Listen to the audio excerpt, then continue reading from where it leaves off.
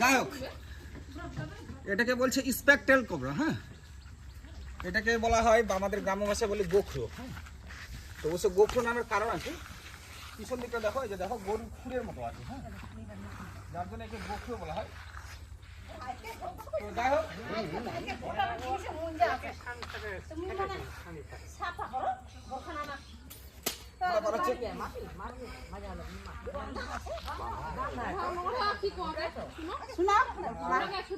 যাই হোক, অচিন্তকে অসংখ্য ধন্যবাদ যে আমাদেরকে ফোন করেছে।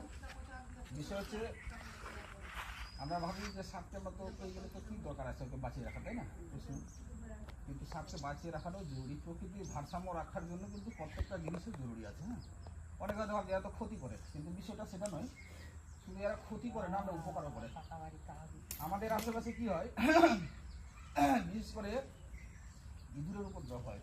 এক জোড়া ইঁদুর 1 বছর ছেড়ে দেওয়া যাবে, 32,000 বাচ্চা দেবে। হ্যাঁ।